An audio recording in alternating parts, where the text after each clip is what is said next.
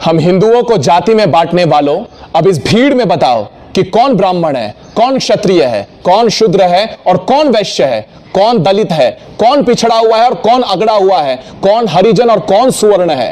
ये सारी भीड़ चीख चीख कर तुम्हारी सिर्फ एक पहचान बता रही है कि हम हिंदू हैं।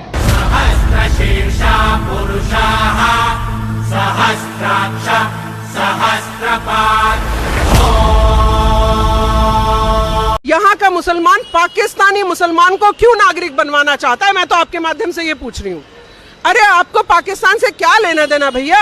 आप इस देश में सुकून से रोटी खा रहे, सालों से जी रहे, सम्मान से रहते हैं। कोई एक मुसलमान बताए कि हिंदू भाई उनकी रेस्पेक्ट नहीं करते। मैं तो हमेशा कहती हूँ 80% अगर हिंदू भाई हैं तो 20% मुसलमानों को प्यार से किसने रखा हुआ है? किसने रखा हुआ है? हमारे हिंदू भाइयों ने रखा हुआ है ना।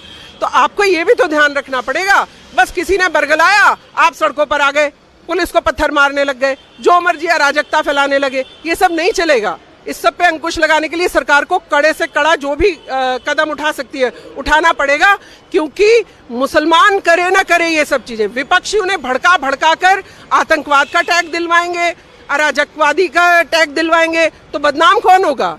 कौन होगा शरीन? बदनाम मुसलमान होगा ना। तो मुसलमानों को बचने के लिए थोड़ा अपने भी अकल लड़ानी पड़ेगी कि हमें ये लोग इस्तेमाल कर रहे हैं, हमें कोई नहीं भगा रहा है इस देश से। सीएए में कुछ ऐसी बात नहीं है ना। पाकिस्तानी, अफगानिस्तानी, बांग्लादेशी जो हमारे देश में आके अराजकता फैलाते हैं, बलात्कार करते हैं, हत्या करते हैं, डकैती करते हैं, उन सब लोगों को हम क्यों बनाए अपना दामाद? क्यों बुलाए उन्हें यहाँ पर? क्यों रखे उन्हें यहाँ पर? जो यहाँ का मुसलमान है आप उसको देंगे ना मूलभूत सुविधाएं। बाहरी घुसपैठियों को क्यों देंगे हम मूलभूत सुविधाएं? ये सब अवेयरनेस की कमी है। मुसलमानों को अवेयर करने की जरूरत है। मैं आपके माध्यम से मोदी जी से फिर कह रही हूँ कि कृपया करके आप मुसलमानों के बड़े बड़े डेलीगेशन बुलाइए और उनको अवेयर करिए कि क्या चीज है ये। अभी उनको समझ ही नहीं है, वो विपक्षियों के हाथ का बॉल बन के खेल रहे हैं बस। क्योंकि विपक्षी ने कह दिया, क्योंकि भारतीय जनता पार्टी मुसलमानों को खा जाएगी, क्योंकि नरेंद्र मोदी प्रधानमंत्री है इसलिए सबके पेट में दर्द है। अरे नरेंद्र मोदी भी तो वही एक पॉलिटिकल पार्टी है जैसी पॉलिटिकल पार्टी, बल्कि अच्छा है। गंदे मुसलमान भाग जाएंगे तो अच्छे अच्छे मुसलमान देश में रह जाएंगे, फिर पता चलेगा हमारी एकता और भाईचारे का। ये जो विदेशी बांग्लादेशी और घुसपैठी है ना, ये करते हैं गंदगी देश में, ये करते हैं हत्या, बलात्कार और डकैती। मैं हमेशा कहती हूँ आपके माध्यम से। और बदनाम कौन होता है? इस देश का मुसलमान। भगाने दीजिए उन्हें।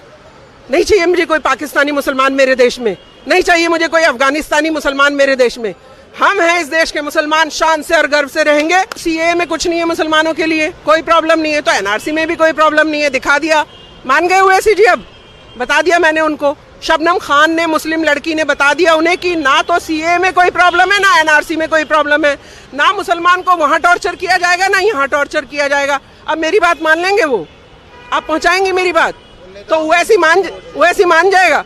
मेरे सारे जितने मुसलमान भाई हैं, आह्वान करती हूँ उनसे, इनके बेवकूफियों के चक्कर में मत आओ। ये तो सिर्फ सत्ता पाने के लिए अपने लालच में मुसलमानों का इस्तेमाल कर रहे हैं, सिर्फ इस्तेमाल। मुसलमानों का इस्तेमाल करके ये राज करेंगे। मुसलमान फिर पिछड़ा, और वही सत्तर कमेटी से जो नीचे दलितों से भी पिछड़ा बताए वही नजर आएगा। आपके माध्यम से मेरा आह्वान है मुसलमान भाइयों को इनके चक्करों में ना आए। अगर तुम्हारी माँ ने दूध पिलाया है, मैं सेलिब्रिटीज को कह रही हूँ आपकी तरफ से, फिल्म स्टार जो भी इसके पक्ष में आ रहे कि सीएए खराब है, मैं सारे बॉलीवुड स्टार्स को बोल रही हूँ आपके माध्यम से, सड़कों पर आकर दिखाना जरा। 2 डंडे खाने की छोड़िए, धूप में खड़े होने की भी औकात नहीं है उनकी। धूप में खड़े होकर पिघल जाएंगे। बातें करते हैं यहाँ पर कि प्रोटेस्ट करो, माँ का दूध पिया है तो प्रोटेस्ट करने आओ बाहर, खुद आओ बाहर। सारे सेलिब्रिटी को बोल रही हूँ, माँ का दूध पिया है तो खुद सड़कों पे आओ, मुसलमानों को भड़काना छोड़ दो। वो कौन सा मार्ग? क्या हिंदू जाति जिसने नक्षत्रों को संज्ञा दी, वो हिंदू जाति जिसने सागर की छाती पर पत्थरों को तैराया, इतना गौरव रखने वाली हिंदू जाति, उसका स्वाभिमान धुआं बनकर उड़ेगा? ये वेदना में से राष्ट्रीय स्वयंसेवक संघ का जन्म हुआ। प्रचारकों ने अनवरत अपने जीवन को आहूत किया।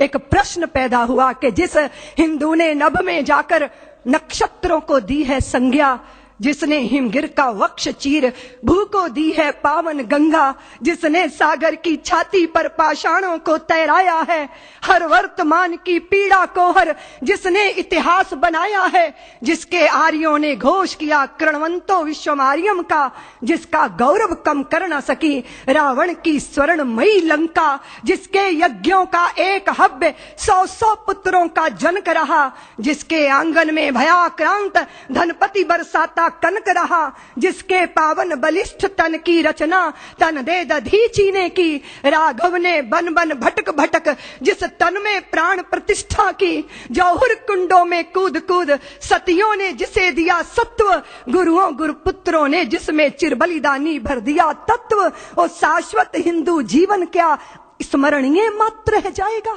इसकी पावन गंगा का जल क्या नालों में बह जाएगा?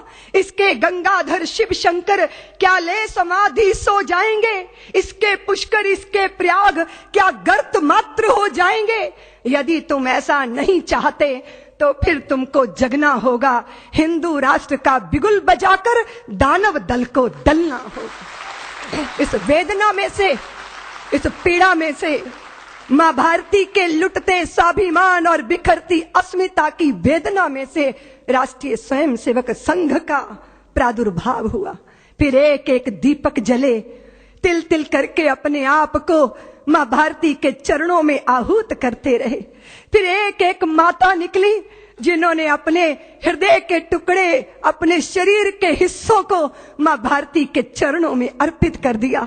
फिर विद्यावती की वह परंपरा जीवंत हुई जहां भगत सिंहों को जन्म देने वाले और फिर उसके बाद भगत सिंहों को फांसी के फंदों पर झूलते देखकर आंखों से आंसू बरसाने वाली माताओं की आंखों के आंसू देखकर लोगों ने संदेह व्यक्त किया। विद्यावती को यही तो कहा था कि आप अपने बेटे की, पुत्र की शहीदी पे रोती हो, इतनी कमजोर मां हो। तो विद्यावती ने कहा, मैं अपने पुत्र की शहीदी पे नहीं रो रही, अपनी कोख पे रो रही हूं। कदाचित मेरी कोख ने एक और भगत सिंह को जन्म दिया होता तो मैं उसको भी देश के चरणों में अर्पित कर देती। फिर देश के अंदर तांता शुरू हुआ।